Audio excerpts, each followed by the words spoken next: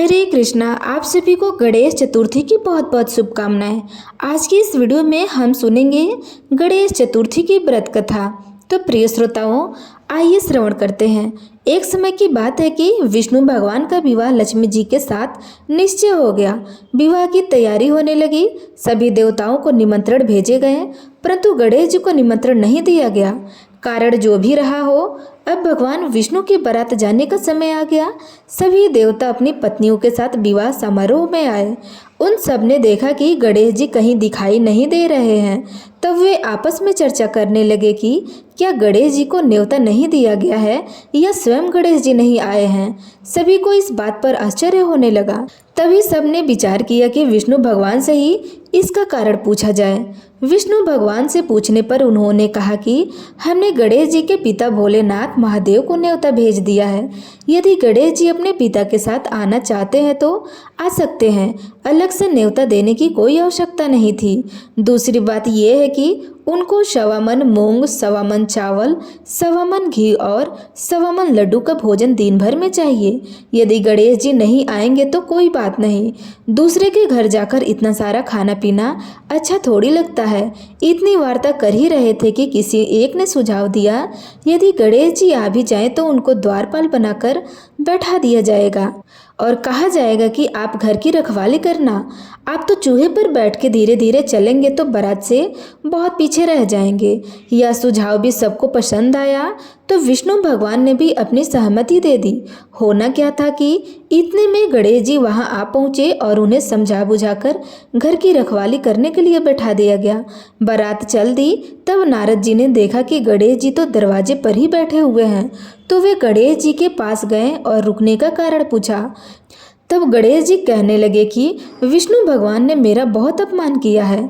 तब नारद जी ने कहा कि आप अपनी मूषक सेना को आगे भेज दीजिए, तो वो सारा रास्ता खोल देंगी, जिससे उनके वाहन धरती में धंस जाएंगे। तब सबको सम्मान पूर्वक बुलाना ही पड़ेगा।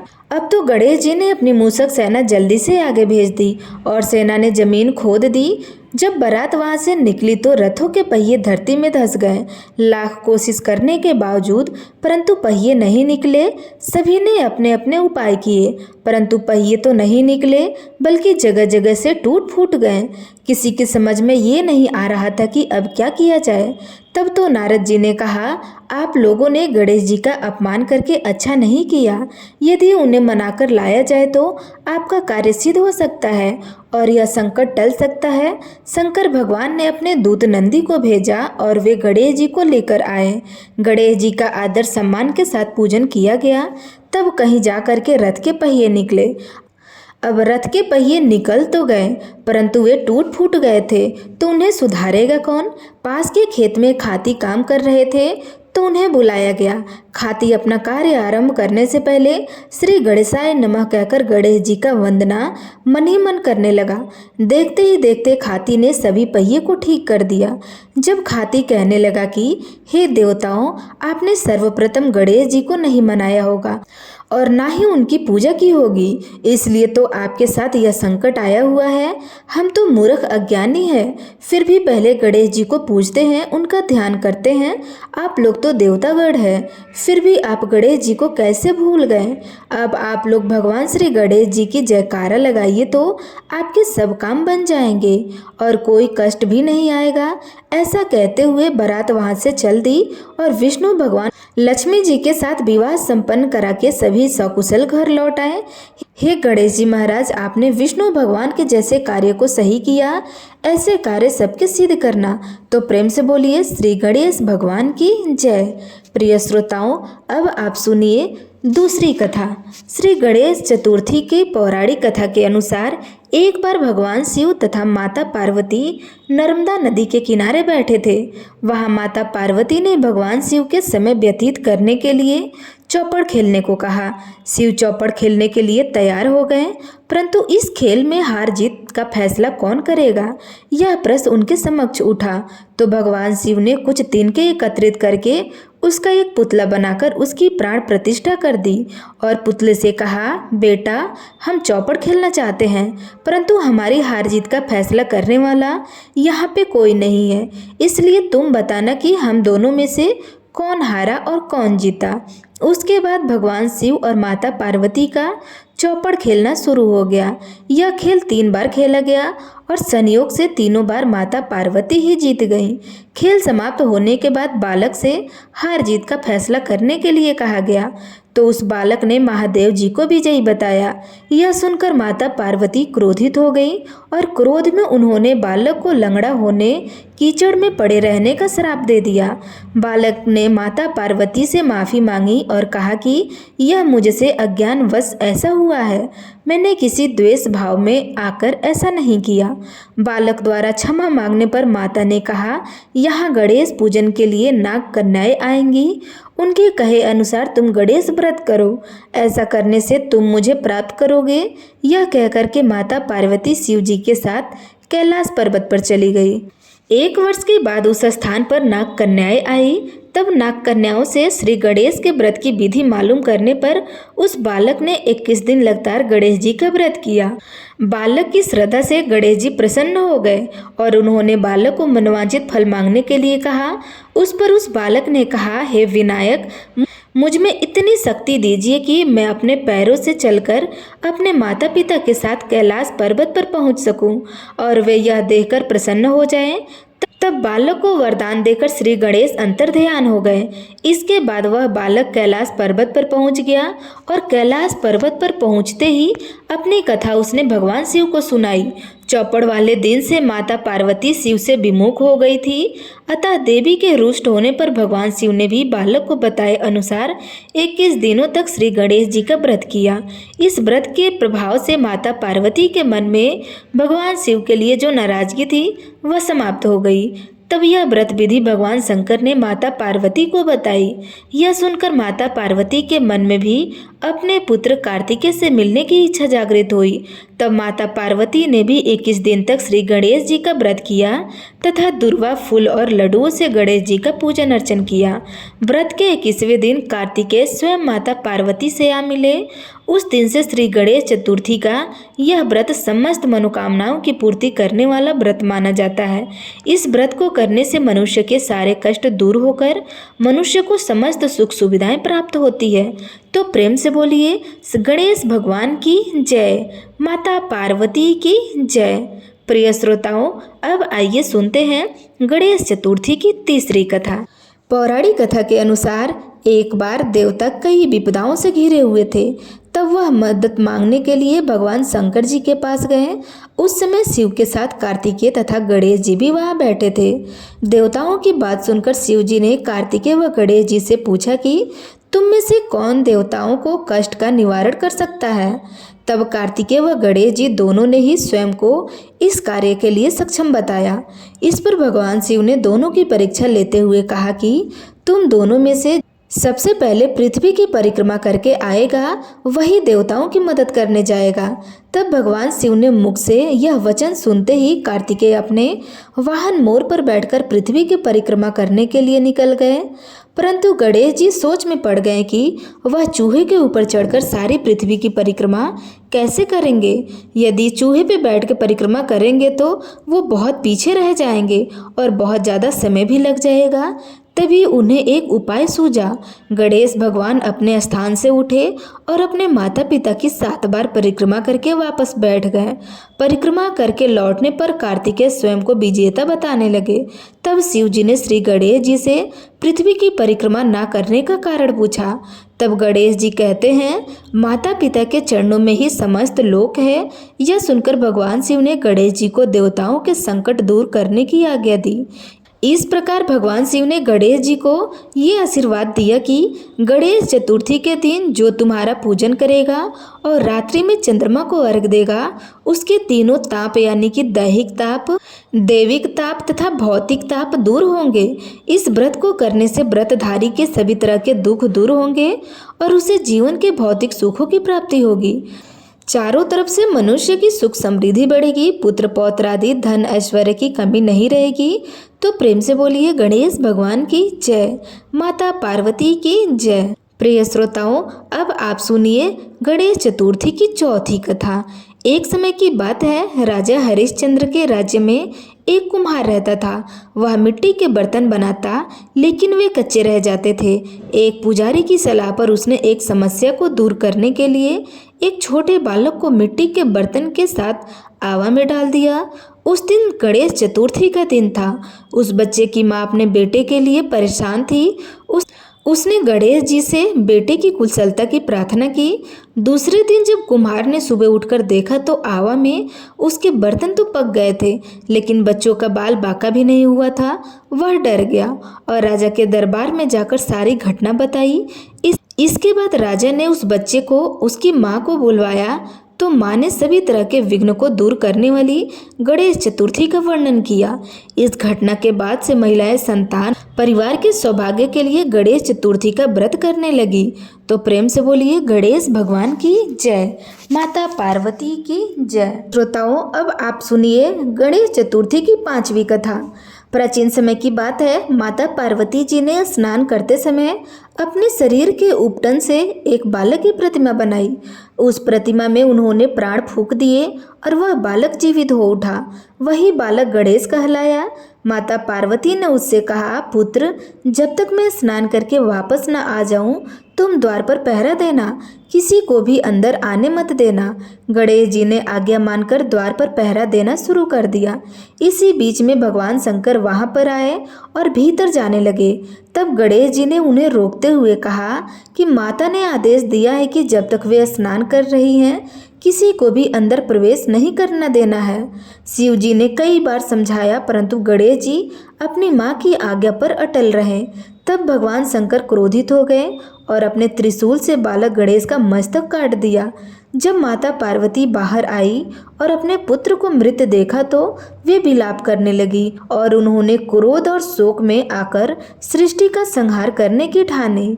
तभी सभी देवता घबराकर भगवान शिव से क्षमा मांगने लगे और माता पार्वती को शांत करने का उपाय सोचने लगे। तब भगवान विष्णु ने कहा, अब इस बालक के जीवन को पुनः स्थापित करना ही होगा। भगवान शिव ने अपने गणों को आदेश दिया, उत्तर दिशा की ओर जाओ और जिस प्राणी का सिर पहले मिले उसे लाकर यहाँ जोड़ दो। उनके गण उत्तर दिशा की ओर गए और उन्हें सबसे पहले एक विशालकाय हाथी का सिर मिला। वे उसे लेकर के लौट आए। भगवान शिव ने हाथी का सिर गणेश जी के शरीर पर जोड़ दिया और अपने दिव्य वरदान से उन्हें जीवित कर दिया। तब माता पार्वती अपने पुत्र को पुनः जीवित देखकर प्रसन्न हो गई। सभी देवताओं ने उनका पूजन किया और आशीर्वाद भी दिया।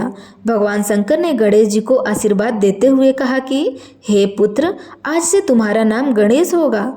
तुम समस्त गणों के अधिपति और प्रथम पूज्य देवता बनोगे। संसार में कोई भी शुभ कार्य आरंभ करने से पहले तुम्हारी ही पूजा होगी। जो भी भक्त भाद्रपद शुक्ल चतुर्थी को श्रद्धा भक्ति से तुम्हारी पूजा करेगा उसकी सभी बाधाएं दूर होगी और उसके घर में सुख समृद्धि का वास भी होगा। इसी कारण से गणेश चतुर्थी का पर्व पूरे भारतवर्ष में बड़े उत्साह और श्रद्धा से मनाया जाने लगा। तो प्रेम से बोलिए गणेश भगवान की जय, माता पार्वती की जय। प्रिय श्रोताओं, अब आप सुनिए गणेश चतुर्थी की 6वीं कथा। एक बार भाद्रपद शुक्ल चतुर्थी के दिन भगवान श्री गणेश जी का जन्मोत्सव मनाया जा रहा था। चारों ओर आनंद और उत्साह का वातावरण था। भक्तगण प्रसाद चढ़ा रहे थे और गणेश जी को लड्डुओं का भोग लगाया जा रहा था। गणेश जी का प्रिय भोग मोदक और लड्डू है। भक्तों ने अनेकों थाल भरकर लड्डुओं का भोग लगाया। गणेश जी ने प्रसन्न होकर उस लड्डुओं का भरपूर आनंद लिया। लड्डू खाकर गणेश जी जब अपने वाहन मूषक यानी चूहा पर बैठकर चलने लगे तो रात का समय हो चुका था। आकाश में चंद्रमा अपनी पूर्ण शोभा से चमक रहा था। लड्डुओं से बहुत भारी हो चुका था। अचानक मार्ग में एक सांप आ गया। मूषक उसे देखकर भयभीत हो उठे और हड़बड़ाकर भागने लगे। गणेश जी का संतुलन बिगड़ा और वे भूमि पर गिर पड़े। गिरते ही उनके पेट से सारे लड्डू चारों ओर। गणेश जी ने क्रोध में उस सांप को पकड़ लिया और उसे अपने पेट पर लपेटकर बांध लिया ताकि पेट फिर से मजबूत रहे। यह दृश्य देखकर चंद्रमा अपनी हंसी रोक न सके। उसने व्यंग करते हुए कहा, देखो देखो, देवताओं के पूज्य गणेश जी पेट फूला हुआ है, वाहन चूहा है और अब गिर पड़े हैं। गणेश जी ने यह अपमान सुना तो वे अत्यंत क्रोधित हो उठे और उन्होंने तुरंत चंद्रमा को श्राप दे दिया, हे अहंकारी चंद्रमा, तेरा घमंड आज से भस्म हो जाएगा। आज की तिथि से जो भी मनुष्य तेरा दर्शन करेगा उस पर झूठा आरोप लगेगा और वह कलंकित होगा, उसकी अपकृति होगी। चंद्रमा यह सुनकर घबरा गए। उसने तुरंत भगवान गणेश जी से क्षमा मांगी कि हे विघ्नहर्ता, मैंने भूलवश आपका उपहास किया है, मुझे क्षमा कर दीजिए। आपके बिना जो जगत का कोई काम सिद्ध नहीं होगा। यदि आप मुझे क्षमा नहीं करेंगे तो समस्त लोक दुखी हो जाएगा। गणेश जी का हृदय दयालु था। उन्होंने कहा, हे चंद्रदेव, मेरा दिया हुआ श्राप व्यर्थ नहीं हो सकता, परंतु उसका निवारण अवश्य होगा। भाद्रपद शुक्ल चतुर्थी के दिन जो भी मेरा पूजन, व्रत और कथा श्रवण करेगा और सिंधु राज स्तोत्र का पाठ करेगा, उसे चंद्रमा के दर्शन से दोष नहीं लगेगा, उसका कलंक मिट जाएगा और उसे पाप का फल भी नहीं मिलेगा। तब से गणेश चतुर्थी के दिन व्रत, पूजन और कथा श्रवण का विधान है। इस कथा से हमें यही सीख मिलता है कि अभिमान सर्वनाश करता है। भगवान गणेश केवल विघ्नहर्ता ही नहीं बल्कि करुणा मूर्ति भी है। गणेश चतुर्थी के दिन यदि चंद्र दर्शन हो भी जाए तो गणेश जी की कथा सुनने और व्रत करने से सारे दोष मिट जाते हैं। तो प्रेम से बोलिए गणेश भगवान की जय। प्रिय श्रोताओं, अब आइए सुनते हैं गणेश चतुर्थी की 7वीं कथा। प्राचीन समय में एक नगर में एक निर्धन ब्राह्मण अपने परिवार सहित रहता था। उसका जीवन अत्यंत कठिनाइयों से बीत रहा था। न तो घर में अनाज होता था, न ही धन दौलत। उसकी पत्नी भी दिन रात चिंता में डूबी रहती थी। एक दिन वह ब्राह्मण अत्यधिक दुखी होकर वन की ओर चला गया। चलते चलते उसने सोचा, हे ईश्वर, मैंने ऐसा कौन सा पाप किया है कि मुझे जीवन में इतना दुख और दरिद्र सहना पड़ रहा है। वन में घूमते घूमते ब्राह्मण की मुलाकात एक महर्षि से हो गई। महर्षि ने उन्हें उदास देखा और पूछा, वत्स, तुम इतने परेशान क्यों हो? तब ब्राह्मण ने हाथ जोड़कर कहा, हे गुरुदेव, मैं अत्यंत निर्धन और कष्टमय जीवन जी रहा हूँ। मेरे घर में न अन्न है न धन है, रोजी रोटी की भी कठिनाई है। कृपया मुझे ऐसा उपाय बताइए जिससे मेरा जीवन सुधर जाए। महर्षि ने मुस्कुराते हुए कहा, वत्स, यदि तुम अपने जीवन की दरिद्रता और दुख दूर करना चाहते हो तो भाद्रपद शुक्ल चतुर्थी के दिन भगवान गणेश का व्रत और पूजन करो। सच्चे मन से गणेश जी की आराधना करने से तुम्हारे जीवन के सभी विघ्न दूर हो जाएंगे और घर में सुख समृद्धि का वास भी होगा। ब्राह्मण ने महर्षि की आज्ञा मान ली। निर्धन ब्राह्मण अगले दिन घर आया और अपनी पत्नी को सारी बातें बताई। तब पत्नी बोली, यदि यही हमारे कष्टों का निवारण है तो हम अवश्य करेंगे। भले ही हमारे पास धन न हो, हम सच्चे मन से गणेश जी का व्रत करेंगे। दोनों ने मिलकर भाद्रपद शुक्ल चतुर्थी का व्रत किया। घर को खूब साफ सुथरा करके गणेश जी की प्रतिमा स्थापित की और धूप, दीप, पुष्प और तिल से पूजन किया। यद्यपि उनके पास भोग के लिए बहुत कुछ नहीं था, पर उन्होंने सच्चे मन से गणेश जी को गुड़ और दूर्वा अर्पित की। गणेश जी भक्तों के सच्चे भाव से शीघ्र प्रसन्न हो जाते हैं। ब्राह्मण दंपति की श्रद्धा और भक्ति देखकर गणेश जी अत्यंत प्रसन्न हुए। उसी रात स्वप्न में गणेश जी प्रकट हुए और बोले, वत्स, तुम्हारी भक्ति और निष्ठा से मैं बहुत प्रसन्न हूँ। कल प्रातःकाल तुम नगर के राजा के पास जाओ, वह तुम्हें आदर और सम्मान के साथ बुलाएंगे और उचित दक्षिणा भी देंगे। अगले दिन जब ब्राह्मण राजा के द्वार पहुंचा तो राजा ने उसे देखकर कहा, हे ब्राह्मण देव, आज मेरे मन में अचानक प्रेरणा हुई कि मैं किसी ब्राह्मण को दान करूं। आओ, तुम्हें भरपूर धन, वस्त्र और अन्न दान करता हूं। राजा ने उसे बहुत सारा धन, अनाज, वस्त्र और घर रहने के लिए दे दिया। ब्राह्मण का परिवार दरिद्रता से मुक्त हो गया। अब उनके घर में अन्न धन की कमी नहीं रही। उसने यह सब गणेश जी की कृपा माना। अब वह जीवन भर प्रत्येक गणेश चतुर्थी के दिन व्रत और पूजन करता रहा। गणेश भगवान भक्ति और निष्ठा से शीघ्र प्रसन्न हो जाते हैं। सच्चे मन से किया गया व्रत और पूजन निर्धनता और दुख को दूर करता है। गणेश जी केवल विघ्नहर्ता ही नहीं बल्कि सुख, संपत्ति और समृद्धि देने वाले देवता हैं। इसलिए गणेश चतुर्थी के दिन श्रद्धापूर्वक व्रत और कथा श्रवण करने से जीवन की दरिद्रता, कष्ट और विघ्न दूर हो जाते हैं। तो प्रेम से बोलिए गणेश भगवान की जय। सभी देवी देवताओं की जय।